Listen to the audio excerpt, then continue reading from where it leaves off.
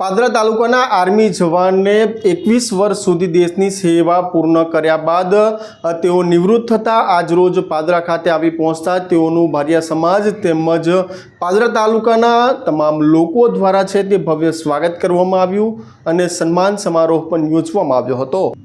माँ भूमि रक्षा करी आर्मी जवान तरीके देशनी सरहदों रखोपा करता 21 वर्षथी यशस्वी सेवा आपी निवृत्त थयेला पादरा तालुकाना जलालपुरा गामना जवान परमार रमेशभाई आज गाम परत फर्या हता। त्यारे ग्रामजनोए अने समग्र हिंदू भारिया समाज ट्रस्ट द्वारा मोटी संख्या में एकठा थई अने भव्य शोभायात्रा सौ प्रथम तो योजवामां आवी हती।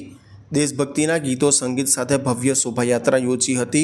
भव्य शोभायात्रा में मोटी संख्या में पादरा तालुकाना लोको सहित ग्रामजनों तेमज समाजना आगेवानो सहित तमाम लोको उपस्थित रह्या हता।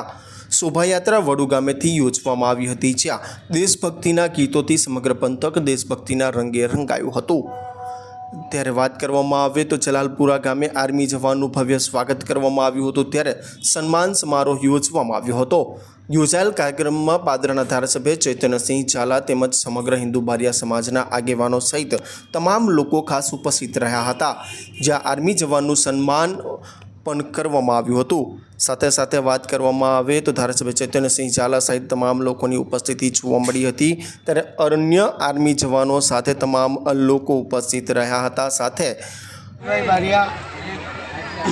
भारिया समाजना प्रमुख छुं अने अमरा समाजना एक आर्मी जवान आज बॉर्डर पर रिटायर थईने मोवाल गाम में आया।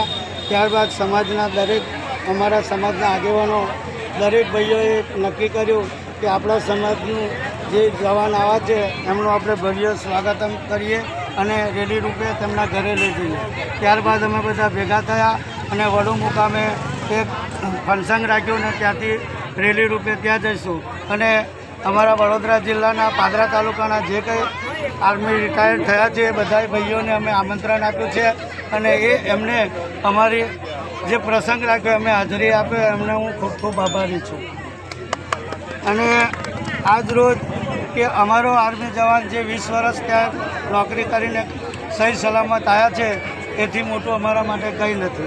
अने अमारा समाजना बीजा कंई पण छोकरा जाय एनी अंदर अमारा समाजनी अंदरथी जे कंई मदद करवानी थशे ते अमे करीशुं। जय हिंद, जय भारत।